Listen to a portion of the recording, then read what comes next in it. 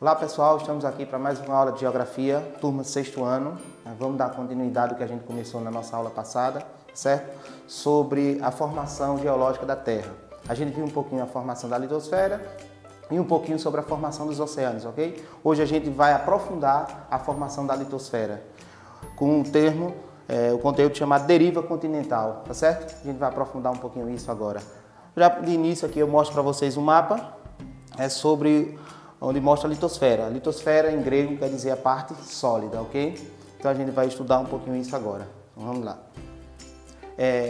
Para quem tem um livro, página 120, 125, pode ir acompanhando, ok? Novamente repetindo, para quem tem um livro, página 120 até a 125, ok?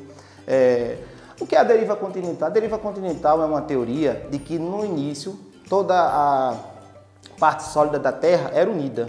Então todo o relevo da Terra era unido em um só, certo? E com o passar dos anos, bilhões de anos, esse relevo ele foi se desprendendo. Por isso que o nome é chamado deriva continental, ok? Então por isso tem a pergunta aqui, os continentes já estiveram unidos? Muitos geógrafos partem dessa hipótese, ok? Veja, em 1569, o mapa do mundo era baseado nos conhecimentos da época e mostrava semelhança no encaixe das margens atlânticas dos continentes. Então veja, essa teoria da deriva continental não é uma teoria agora recente, é uma teoria que desde o século XVI, como a gente pode ver aqui, já se tinha essa hipótese, ok? Então tem aqui um mapa da época e mostra como ele aqui se encaixava, como se fosse um quebra-cabeça. A teoria da deriva continental, ela foi formulada por Wagner, né? Ele formulou ela em 1915, segundo o qual os continentes se movimentam através do globo terrestre. Okay? Então, quem é o principal autor que traz essa teoria é Wagner. Okay? Deriva continental. Segundo esta teoria, teria existido um supercontinente, o que chamou Pangeia, rodeado por um único oceano, a que se chamou Pantalamassa. Ok? Então veja, essa teoria é chamada de Pangeia. E por que Pangeia? Pan quer dizer unido, por isso que a gente está com o termo hoje, uma pandemia, né, todo. Então o todo era unido, tá aqui, ó. E só existia um oceano, ou uma massa de água, chamado Pantalamassa, ok? Continuando na deriva continental, inicialmente a Pangeia fragmentou-se em dois continentes, a Laurásia, a norte, e a Gandiawa, ao sul. Vocês podem ver aqui, ó. Então, com o passar de bilhões de anos, como a gente viu a questão na última aula anterior, sobre o tempo geológico, que demora bilhões de anos, não é o tempo histórico como a gente está acostumado. Então, ela começou a se separar. Lembrando que essa separação, novamente, ela demora bilhões de anos para acontecer, tá certo?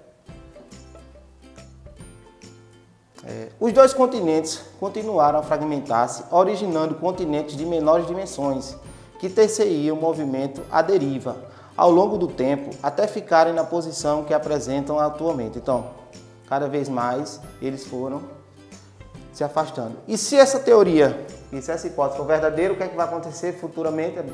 Eles vão se juntar novamente. Por quê? Porque o globo terrestre não é um esférico, né? Então, veja aqui como era e até o nosso período hoje, ó. No hemisfério norte, nós primeiro então temos aqui a Pangeia, então no hemisfério norte nós ficamos com a Laurásia, né, e a Gondwana, que é o nosso continente hoje no hemisfério sul, ou seja, onde está a parte do Brasil. Então da Laurásia ficou a América do Norte, a Ásia e a Europa, depois da Gondwana ficou a África, a América do Sul, a Antártida, a Austrália e a Índia. Então veja que esses continentes foram se formando com o passar de bilhões de anos, a partir dessa teoria de que eles foram se separando, ok? Aqui mostra o globo terrestre, né, como é atualmente, ou seja, já com essa separação. E aí, quais são os argumentos que apoiam essa teoria da deriva continental? O que é que prova que essa teoria, que a gente viu que no início era um continente só, toda a litosfera era unida e ela foi se separando. Então, existem algumas teorias, alguns argumentos que comprovam e mostram isso como verdade. Os primeiros argumentos são os morfológicos, depois os paleontológicos, depois os paleoclimáticos e o litológicos. Não precisa se preocupar que a gente vai aprofundar e ver o que é cada um dele agora, tá certo? Lembrando que esses nomes que a gente viu anteriormente, todos eles são gregos, né? Então por isso que são um pouco estranhos para a gente.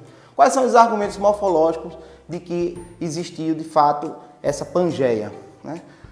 Contorno das crostas dos continentes separados por oceanos, que parece poder se encaixar como as peças de um puzzle, ou seja, um quebra-cabeça. Se a gente olhar por foto dos continentes, parece que o encaixe deles são perfeitos, como se a gente juntasse, fosse um quebra-cabeça que estivesse separado, certo?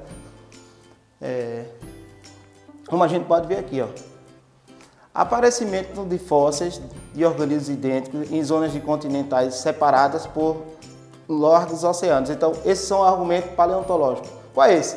A gente tem animais, fósseis de animais, que só é determinado de uma região aparecendo em outra. Então, como é que isso aconteceu? Só se esse continente um dia fosse unido, né? Não tem como um animal de uma região, característica de uma região, aparecer em outra, né, se esse continente não fosse unido. Então, esse é o argumento paleontológico. Então, a gente consegue pegar répteis de animais, plantas de uma região aparecendo em outra, fósseis. Que a gente sabe historicamente, né, segundo os cientistas, que não há possibilidade daquela espécie ter vivido ali, né? Continuando ainda no argumentos paleontológicos, né, como eu tinha dito a vocês, espécies de animais e de plantas que são características de uma região aparecer em fósseis em outra.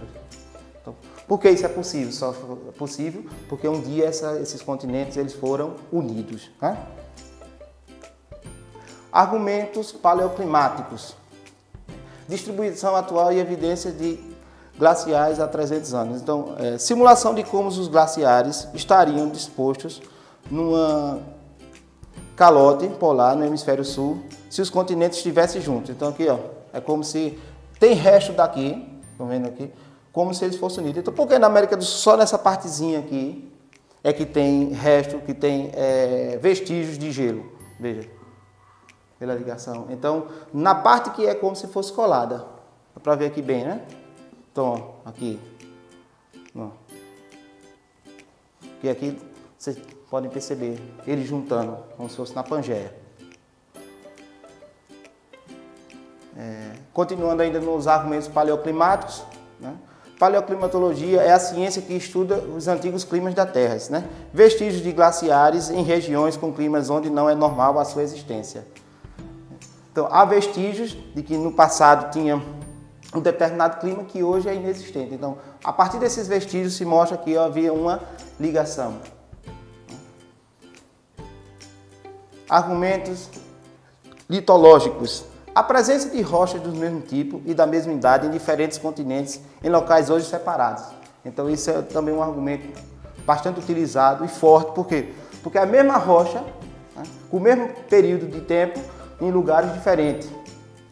Então se esses lugares estão diferentes hoje e têm a mesma idade, é sinal que um dia eles foram unidos. Então veja, todos esses argumentos, né, científicos comprovam que um dia o continente foi uma Pangeia. Por hoje a gente fica por aqui, pessoal. Foi bom mais uma vez. A gente se encontra no Zoom. Assista um vídeo novamente se tiver com alguma dúvida, alguma questão, pause, pare e a gente se encontra na nossa próxima aula. Até mais.